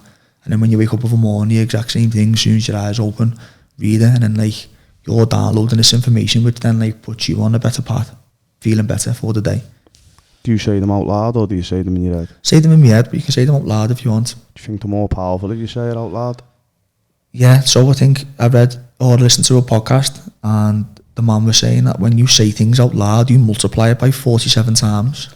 I record them sometimes, Simova. I've got affirmations, right, that I really want something, or like, I don't believe like you can say something that you want, but I mean, like, I'm happier and I'm healthier than I've ever been. Do you know what I mean? Everything that's good in my life, I'm attracting right now. Yeah. I have certain ones like that, you know what I mean? What's his name? I'm strong, I'm fit, definitely, I'm fast. I have loads, do you know what I mean? And I am. Sorry. And like, what I'll do is, I'll record them, on the voice recorder on my phone, and then I'll throw my headphones on, and when I'm running and that, I'll play it. Boss. And it's my own voice in my own mind, because there's no voice out there powerfuler on this planet than yours. Yeah. I could tell you something, you listen to it and it'll be powerful, but if you tell yourself something, it'll be a lot more powerful. And you believe your own voice, you believe that voice in your head. And when you're hearing that negative voice and you want to try and switch it off, bang them headphones on, and it's your own voice in your own head talking positive thoughts. It's powerful. Some lad come in the gym the other day, and he was a runner, and he was saying that like his race didn't go the best, his past few races didn't go the best, and like his mindset wasn't right. So we had a little chat with him, and I told him the example of like when the last marathon I done, when I was getting in the goo, like a little bit in my own mind, like I was just saying certain affirmations to myself. Like I was just saying, I was like proper beast. I was being the heaviest hype man. I was like just saying all madness to myself, do you know what I mean? I was just like, you're flying. And I was saying all these things to myself, like you're feeling good, you're strong. Just kept like repeating all these things, and it was giving me almost like a burst of energy. And I was saying these things as well, like let's flip that. And you start to focus on, because if anyone's seen my foot was in a mess. Yeah, my foot was in a mess. Yeah. So like as soon as I started to focus on my foot or any sort of pain, I was just switching it, being like, nah, you're good, you're flying, you're strong. And it was just like, honest to God, it was almost like giving me a shot of coffee. The mental resilience it takes as well, because to do something like that, it's a lot. Because when if you're sitting on the couch and you're in a comfortable place, it's easy to like go to them positive places, but physically, if you're in the negative, it's very, very hard because your mind can be drawn towards it, and we can live in it, you know what I mean, in the moment. And it's very difficult, but it's very powerful if you can pull yourself away from that and start giving yourself. And it is that self-talk, you believe it. At the end of the race, I bet your foot felt like it was killing, like it was going to fall off, but you got yourself through that race. Where if you would have started being, oh, my foot's killing, this is fucked, I might have to pull up in a minute, I might, you know what's going to happen, you know what's going to come. You're attracting it, every step, every word. Yeah, 100%. I want to ask you now about something that's very important in my life and very important to anyone who's vying for progress. It's useful to everyone, and it just comes down to relevance, really. What's relevant to you? But I don't believe we can have progress without a goal setting. Yeah. Sort of about setting goals. A lot of people don't sort of set goals, I don't think. Yeah. Might set long-term goals, but I know you set a lot of short-term goals, Simo. Honestly, lad, like, I've written goals down in the past, and I had no idea how I'm going to get there, but I've written down regardless. And I think, and again, this is something that like I'm probably dealing with myself as well. Still at times there's like setting these goals and being like, that little voice coming into your head going, like, can you achieve that? Is that possible? But writing them down anyway. But like, when you set goals, that's just giving you a clear direction of what you need to work towards. So if you set a goal, and goals can be so many different things as well. Again, goals can be like business, you know, financial, relationships, personal goals. Like you can write these there, like you have like your 4 main things. Like, but if you write them goals down on all specific topics of them, then it's giving you some sort of clear road what you're working towards. And I think that when you write these goals down as well, you've highlighted what you are working towards, and because you've then done that, when opportunity does like present itself, because you've written down and you've highlighted what you're working towards, then you know if an opportunity presents itself, you're like, boom, I need that. Is where you're using like the term, you could be sitting in a cafe and you've written your goal down and you know exactly what you want, and you're sitting and me and you were having some food, and over my shoulder I hear someone talk about something, and because I've highlighted that goal in my mind, I go, I need that. Do you know what I mean? Because my subconscious hears it, because I've highlighted it. Is where you could be sitting in a cafe and I haven't highlighted nothing, and they're talking in the background and I'm just still engaged with you. So I think it's opportunities pass you by. Exactly, yeah. Definitely, yeah. Do you act on opportunities, Simo? If you did need that, are you getting up and sorting something out about it there and then? I think like getting into a state where what's meant for you won't pass you. What's meant for you honestly won't pass you. And like when you're in situations, if things present themselves to you at that time, then like that's exactly where you're meant to be, and that's exactly. But again, it's the application. If something pops up and you're there and it presents itself, it's then the application of like doing it and not just letting it go by. Because I think that happens in a negative way as well. I think to learn our lessons, sometimes life gives us like the same reoccurring lesson until like we learn and be like, whoa, actually that's happened to me a few times, that I'll stop that. Do you know what I mean? We go back to it a few times till you've had enough of it. Yeah. To learn from it, to know. Yeah. You might not have learned the lesson, the real lesson, first time. Yeah. You'd have to go back a second or a third. Goal setting though, in terms of like, and again, another good friend and like who's been real like mentor to me, Mike Smith. He said that his business was writing down in October. They were planning for the next year. And I've said this before, but like it was a proper big gem for me. So I always asked like people, you know, what they're doing, what they got on for today, and he was like, you know, the business, we're all sitting down having a meeting, we're planning what we're doing next year. And I was like, next year? It's October. And he was like, exactly. He said by the time January comes, we're 3 months ahead. And I just went, whoa. He's a top man, Mike Smith, isn't he? He's a dude. Yeah. He is, isn't he? So like, even that, so like I feel like I have my yearly goals. What do I want to achieve for this year? Courses, self-development, learning, whatever. What do I want to achieve for the year? and then you got your 5-yearly goal. But then like something I've been learning off like my friends Dan Herb and Jamie Carmelli, where you might have your 5-year goal, but you might get there sooner. So then you can just reassess and be like, okay, well, I'm there now. Let's set the goalpost there. Yeah. So you can constantly reassess, but goal setting is massive. Goal setting is giving you the direction is where time's passing us by. Do you know what I mean? Like, it's passing by quick, isn't it? And it's not slowing down. If it doesn't motivate you, nothing will. No. If that doesn't inspire you, nothing will. You know, it doesn't. As you get older, it passes by faster. When I write goals down as well, yeah, I say thank you for them. Yeah. And it feels good, you know. Do you know, even if it's something that you haven't yet attained or you haven't yet achieved, say thank you anyway. Like you have. Like, it's about seeing it like you've already got it and it will come. Do you know what I mean? Do you know what, it's lads? having that feeling of... Yeah. Like, all the big dons in the world, like the most successful people, like, you know, all the mindset people, if they're all saying these, like, certain patterns and certain, you know, thought processes, habits, they work a certain way, that's going to align you and get you, you know, to where you need to be anyway, physically, mentally, emotionally, financially. If they're going to get you there, these certain patterns, then, like, why not just try it? It's a recipe, lad, and it's a recipe for a reason. So don't be so close-minded when people are sort of saying these sorts of things and being like, nah, that doesn't work. Do you know what I mean? But Neville Goddard, someone who, like, it's a good book. His book's about 40 pages long, called Feeling's the Secret. It's one of the first books you ever read, really. Mark Scanlon bent me onto that book and I Yeah, read it, yeah. and it's Mega book. It's about that thick, innit? Yeah, yeah. But, like, that's coming back to what you're saying. So, like, if you want to, again, it's coming back to, like, your thoughts and your feelings. But, like, if you want to align yourself with something in the future, if you're feeling them feelings that you've already achieved that goal and you're sort of going to start to act out in a way that's going to align you with them feelings, is where if you're acting from a place of, like, lack and whatever, and, like, you know, the negative things, then it's going to push you the opposite way. So it's massive. Going back to when I said about the recipe then, Simo, as well, it's like if you're trying to put a certain dish together, but you're using all the wrong ingredients, you can be in that kitchen every day. Yeah. You're never ever going to make it. Do you know what I mean?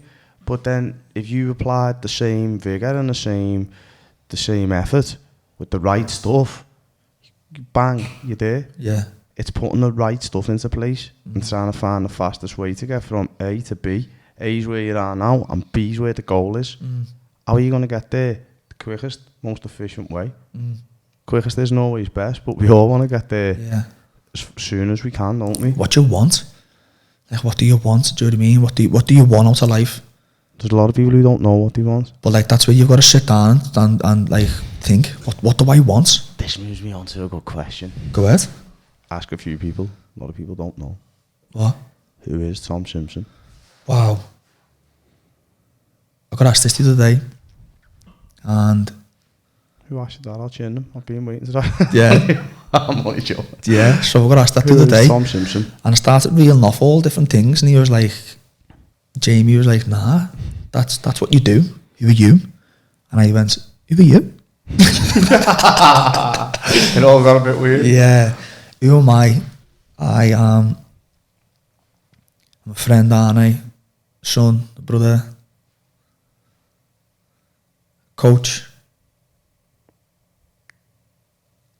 mentor, flat nose.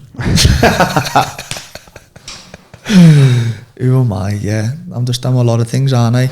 We're all like, again, like, when I first got asked that, I started labelling, like, me job specifics. I think you are your job specifics. Yeah. You know, they're the things that make up the person that you are. You are fit, you are healthy, courageous, strong, all them things. That's who you are, Simo. Yeah.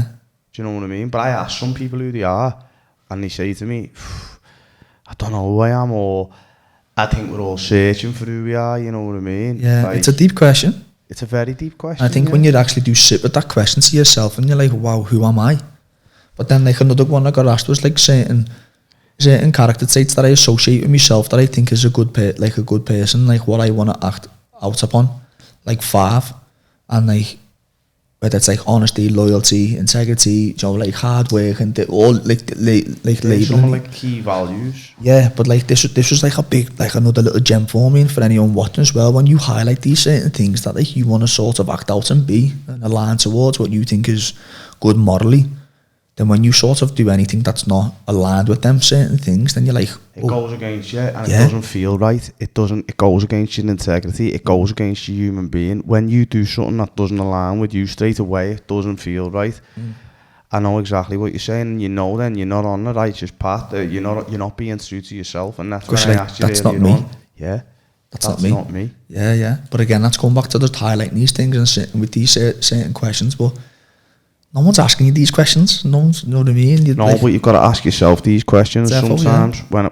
When I had Kev Deeves on, I asked him, he's a mindset coach, like, you know, how he deals with certain things. He said he sits with them. And he said I sit with it. If I feel anxious, I sit with it. I asked myself, why? He said the only way you get to the bottom of these things is sitting with them. He was saying like anxiety is not the cause, it's the fire alarm. There's a cause underneath it. That feeling's there to tell you something's not right here. Yeah. That's not the problem. It's alarming. It's showing you the problem. Yeah. But a lot of us don't sit with these feelings when they pass us by. But I just wanted to get deep and ask you who you are. Consistency is key. I think like one thing about you in all the years of New Year's Simon, you're massively consistent. And it's a key component to progress and success, and I think it's an ingredient a lot of people lack when they're not hitting the goals. Would you agree? Yeah, I think how do we build up our consistency? How do we stay consistent? Like these are like broad questions I feel, and like from what we've discussed previous, whether it's discipline, the motivation, whether it's goal setting, I feel like all these little things all like contribute to being consistent. If you've got no goals, you haven't really not too sure what like your purpose is, you know, it's going to be a little bit more difficult to be consistent with things because you haven't specifically highlighted what you're trying to be or what you're working towards. So if you don't know what you're working towards, then you're never going to really start to be consistent because there's no goal in mind. Yeah, you can't sustain any sort of longevity because you've got no end goal. Exactly, so you just keep feeding off track. Yeah, so then you're probably thinking, why aren't I being consistent? Is where if you highlight your goal, what you're working towards, then you can be consistent towards that. I'm going to do something what I haven't really done before, and I'm going to ask you for some top tips. For what? I'm going to touch on different topics, and you can tell them. So it'll be some of the topics that we've spoke about in this podcast, and if you could just rattle off a couple of top tips for any of the viewers. So like I'll touch on a topic, and then you can say, right, I'll say give us some top tips on. Okay. So top tips on mindset. Top tips on mindset would be to see it as like reps in the gym, and even if you're only listening to, again, this is like the beauty of phones, I say this all the time, you and only you're different to me, so you and only you understand that like there's certain things in your mind or like certain insecurities that you've got or certain whatever's that holding you back or you can make better. The power of a phone is you just go on YouTube and just type in podcast or talk for whatever that topic is that you feel like you need to just sort of get to grips with a little bit better. That makes sense? Yeah, 100%, definitely 100%. So if you know these things that like you can work on to get yourself better, then okay, start off, I'm going to listen to one talk per week, I'm going to read one book per week, and then, you know, once you get into the routine with that, then it's like, okay, well, I'm going to listen to like 15 minutes each day or 15 minutes every other day. And then over time, that'll just get better and better, and you start to understand yourself more and start to improve your mindset a lot more. Is where, like, you know, or even little things like quotes. For all my online clients, I give them a daily quote every day. And like, you know, some probably do resonate more than others. with people or whatever at a certain time in your life. But like, If that comes down to relevance again. yeah. So like, even just, you know, following some, like, making your social media, everyone gives social media such a bad, like, some people do, but following some nice positive accounts on social media. Yeah, it's what you choose to follow. Daily quotes, and you're just downloading, absorbing this instead of like seeing things that are a little bit more negative. So I think just being consistent, but then highlighting the things that you need to work on. And It's like the Apex community, lad. That's boss. We've got a WhatsApp group, haven't we? And everyone's always boss, posting good stuff up and motivational video. Jordan Bone, lad, always posts motivational ones he's there, up. Boss ones and that, you know, the videos and that. But everyone in the group posts good stuff up, and it's just when you wake up in the morning, bang, it's there on your phone, and it's just it's good stuff. And there's people who are all going in the same direction. Work output, top tips for work output. like actual work Output, yeah. Like how efficient you are with your work, Simo. You're getting things done, aren't you? Couple things then. First thing would be to get a list of what you're working towards. Yeah. Second thing would be get the environment. So if you know you've got 5 things to do today and you're going to go to your work environment to get them done. Best advice. Be efficient with it, yeah. Yeah. Know what you're doing. Because you know if you're going to that place, your work environment, you're going there to work, your brain knows you're going there to work and you can get it done. But then, like, you know, I think it comes back to like needing the things that, highlighting the things that you need to do, because you could go to your work environment and sit down and be like, okay, what am I doing? So then you need them specific things. So making a goal, find a work environment, they meet, done. Goal setting. Goal setting. Goal set on your personal goals, what you'd like to achieve personally. Could be physical goals, financial goals, your business, you know, your relationship goals. Get down what you want. What are your goals? What are you working towards? Write it down. Write them down. I always tell... repeatedly write them down, Simo? Again, they change. Write them down every day? They change. Yeah. So you consistently writing stuff down? Do you write, how often would you say to write your goals down? How often would you say to read your goals out? What you do? You can review them, can't you? So like I always tell everyone to buy a nice book they can write in. That's the Bible of what they want to do, their affirmations, the goals, like yearly, 5 yearly, 10, whatever. They're your goals, your big like the big goals that you're working towards. And then like I've got other books that for me are like bits and bobs, but that's like the Bible. And if you're reading these out, your affirmations of the morning, your goals, then when you start to achieve them, then like you can just start to reassess, write more goals, and then again that's just where the increment starts to happen. You start to progress. Physical fitness. Yeah, get it. Get it. Go get it. Just get it. Start somewhere, go and get it. Your physique. What about it? Top tips for a good physique. Top tip for a good physique. Are we doing one about nutrition? What's next? Diet. Okay, save that then. Top tips for a good physique would be to be consistent with a good workout program. Yeah, just be consistent with your efforts and like understand that to build muscle and build shape that you're gonna have to take your body to, like, you know, you're gonna have to work hard. Like I was reading this thing and it was saying that, like, you know, from all the different programs, there's one fundamental thing that all people who are in shape who've got, they train hard. So get out the mindset that like you can just, if you want to get in shape, you're gonna have to put some work in somewhere to get in shape. Diet and nutrition. Here we go.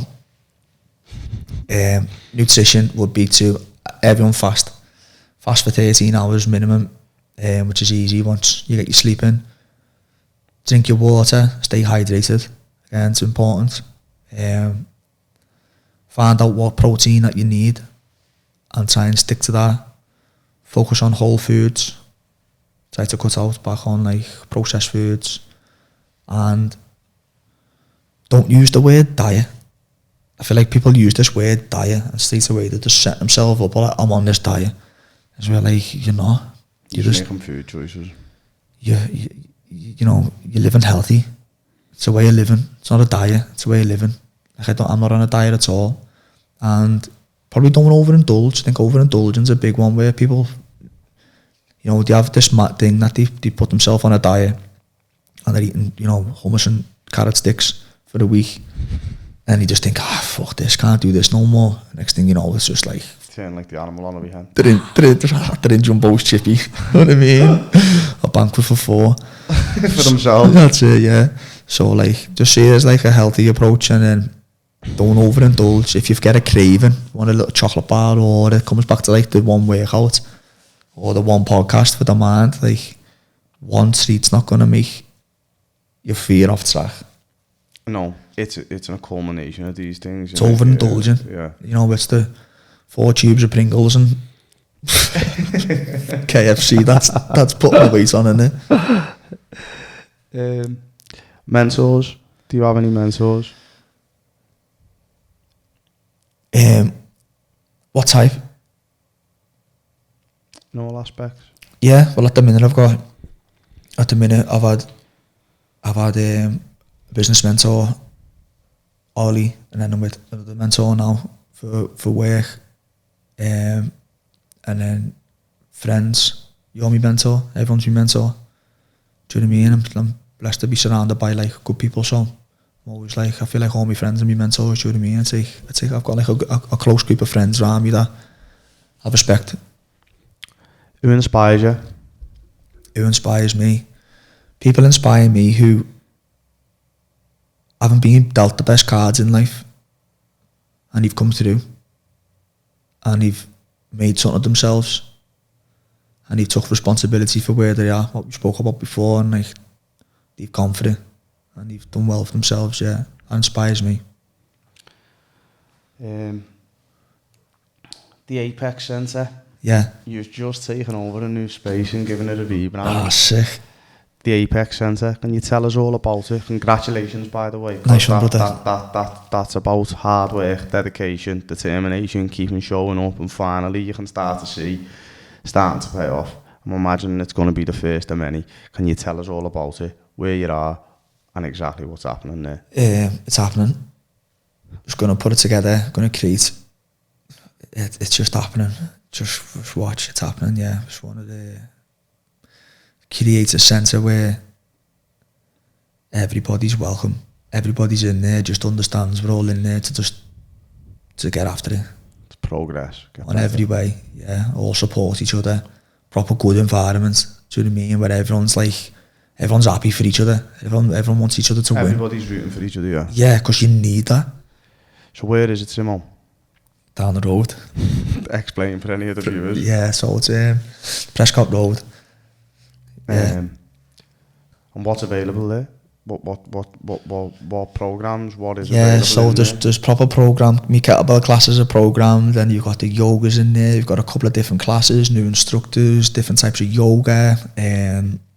We've got different breath work. We're going to be hosting seminars. Like mindset seminars, lifting workshops, or like there's going to be loads going on there. Your personal training going on in there. Personal training's going on there. Then we're getting the food in there, all healthy, nutritious food. Jan's go first for the guts are coming in. Shout out to Jan Bachtini. What a woman. Getting cold showers. Like it's going to be. It's going off. It's the vibe. Yeah, again, it's like not just like what we have read online or what in books. It's like it's the way that I live. Yeah, it's your lifestyle in a nutshell, basically, down there that everybody can have a part of. That makes you feel better, 100%. There's no like. If anyone wants any information, get online, follow you, send you a message if you want to get there. Yeah. Walk us through a day in the life of Tom Simpson. Give me some of your routines, Simon. Okay. Go into detail. Get up at 4:30. I have my stuff on my phone, so just bang my headphones on, do meditate, a little bit of breath work, get up. Now it's just changed because the new centre's opened, so I'll go take a class, personal train, and then I'm finished, and then I go home, have some breakfast, and then I'll go to the cafe. What time do you start to eat? I eat, well it's just changed a little bit now, so I'm eating around like 10, 11 o'clock now of a morning. Not your first meal. As where it was like 12, 1. Yeah, so I'm eating a little bit early, you know. But that just works because for me day, do you know what I mean? Go to time, work or train again. Work and train. Work and train. Just depends what I've got on that day. How many times a day do you eat? 3? Yeah, I eat three meals, 3 square meals a day. All in an 8-hour window? All in like, yeah, it's probably a little bit more now. Is it? Because of 10. Yeah, all that's 8 hours in it, yeah, sorry. Yeah. And then you fast the rest? Fast the rest, yeah. When you go home and you break down in the evening time, is that where you'll journal and you'll spend a little bit of time? Do you have wind down time? What do you like to do when you wind down time? Oh, lad, like at the minute, at these past couple of weeks, I haven't at all. No. I've just been that busy, to be fair, with everything else. I've just been working, like, honestly, like, haven't been able to switch off since till like 8, 9. I go to bed at 9, so it's been busy, but I've just sort of been embracing that because, you know, it's needed to be done for what's going on at the moment. So, yeah, but I've got like a little book next to my bed, which I'll pick back up. Is there anything you want to put out there? Any messages, any topics we haven't touched on? Anything you want to share? Anything you want to delve into? Until now? Yeah, because I'm doing a big charity challenge. Put it out. Yeah, so I'm doing a big charity challenge for Zoe's Place. Tell us all about it, please. So it's a hospice, isn't it, for kids with life-threatening illnesses from 0 to 5, and like, you know, it's only down the road from me, and I've spoken to the girl. On the road there, isn't yeah, it? Wow, you couldn't even imagine, like, heartbreaking that. So I'm doing a big challenge. I'm gonna swim in the Lambertus Lake, which is the foot of Snowdon. I'm gonna run Snowdon up the pigtail down, and then I'm gonna pedal home from Snowdon to Liverpool. Yeah. You don't do nothing by halves, do you? Oh, let's do it, innit? So, like, if anyone's watching this, how can we get behind it? Oh. Just on my link in my bio, we picks Liverpool, and on the centre as well. Is there a Just Giving? Yeah, there's a Just Giving page that's set up now. Fantastic. So if anyone can donate on that, yeah, it's all going to good cause, innit? Yeah, because like, you're the top man, Simo. You're fantastic. I want to do something to brighten it up a little bit. 10 quick questions. Go ahead, lad. Little laugh and a joke. Know what I mean? Go on. What's your favourite exercise routines? Exercise routine? Yeah. So it could be, you can only pick one. It can be like boxing, kettlebells, whatever. Fucking hell. Front to your head, mate. I can't. You've got it. I can't. You've got to. I can't, lad. Listen, mate. Oh, because like... and you know what it'd probably be then? If I had to, it'd be my kettlebell class. Because that's a blend of the kettlebells and the yoga, do you know what I mean? Let's start again. Okay, go on. What's your favourite exercise routine? My kettlebell class. Favourite musician or song? Currently Black Coffee at the moment. Favourite spot in the city? Sefton Park. Favourite food? Fucking hell, lad.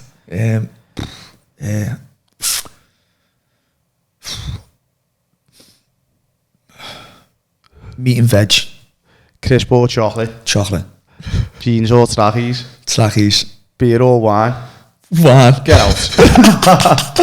Read a book or watch the telly? Read the book. You can only keep one possession, what would it be? A kettlebell. You can go anywhere in the world, where would it be? Somewhere hot. Nothing specific?